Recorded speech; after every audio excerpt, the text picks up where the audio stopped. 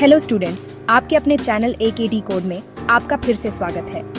आज हम बात करेंगे एक ऐसे अध्याय की जो बहुत ही दिलचस्प है, एक शाही राजधानी विजयनगर। यह अध्याय हमें मध्यकालीन भारत के एक ऐसे साम्राज्य के बारे में बताता है जो न केवल राजनीतिक रूप से मजबूत था बल्कि सांस्कृतिक और आर्थिक रूप से भी भारत की शान था। चलिए एक एक करके समझते हैं। विजयनगर का मतलब है विजय का शहर। 1333 CE में हरिहर और बुक्का ने इस साम्राज्य की नींव रखी जो तुंगभद्रा नदी के किनारे स्थित थी।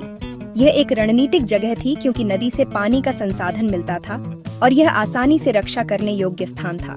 राजधानी थी हम्पी जो आज कर्नाटक में है। महत्वपूर्ण बिंदु: विजयनगर के साम्राज्य पर संगम, सालु, तुलुव और अरविदु राजवंशों ने शासन किया। हमें विजयनगर के बारे में 3 तरह के स्रोतों से जानकारी मिलती है। 8. पुरातात्विक स्रोत: मंदिर, स्मारक, शिलालेख। उदाहरण: विरूपाक्ष मंदिर, हजार राम मंदिर, लोटस महल। 2. साहित्यिक स्रोत: इतिवृत्त, यात्रियों के वृत्तांत। उदाहरण: डोमिंगो पेस, पुर्तगाली यात्री, अब्दुल रज्जाक, फारसी यात्री। 3.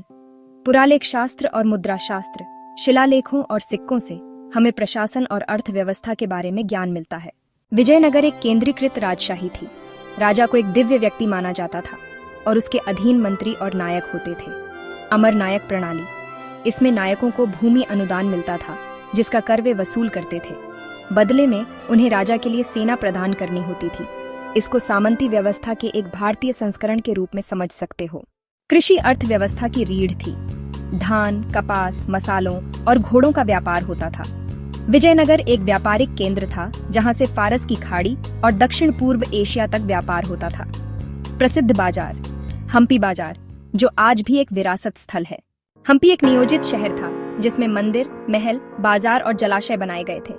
वास्तुकला काफी अनूठी थी, द्रविड़ शैली का इंडो इस्लामिक प्रभाव के साथ मिश्रण। उदाहरण: विरूपाक्ष मंदिर, अभी भी सक्रिय। पत्थर के रथ वाला विट्ठल मंदिर, इंडो इस्लामिक मेहराबों वाला लोटस महल। शहर को किलेबंदी और जल प्रबंधन के लिए बहुत प्रसिद्ध माना जाता है।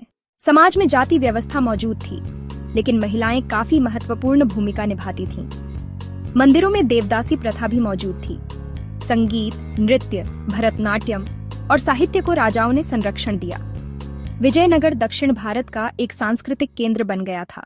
1567 CE तालीकोटा का युद्ध विजयनगर बनाम दक्कन सल्तनत। इस युद्ध में विजयनगर बहुत बुरी तरह हार गया। हम्पी को लूट लिया गया और साम्राज्य का पतन होने लगा। अरविदु राजवंश ने साम्राज्य को जारी रखने की कोशिश की, लेकिन धीरे धीरे पतन हो गया। विजयनगर मध्यकालीन भारत का एक राजनीतिक, आर्थिक और सांस्कृतिक शक्ति केंद्र था। इसने दक्षिण भारत को एक पहचान और एकता दी। मंदिर और स्मारक आज भी यूनेस्को विश्व धरोहर स्थलों के रूप में दुनिया को आकर्षित करते हैं। तो स्टूडेंट्स, यह था क्लास 12 हिस्ट्री का महत्वपूर्ण अध्याय, एक शाही राजधानी विजयनगर का आसान और विस्तृत स्पष्टीकरण। अगर आपको यह वीडियो पसंद आया हो तो लाइक करो, सब्सक्राइब करो और कमेंट में बताओ कि अगला अध्याय कौन सा कवर करें। मिलते हैं अगले वीडियो में, तब तक AKD कोड के साथ सीखते रहें।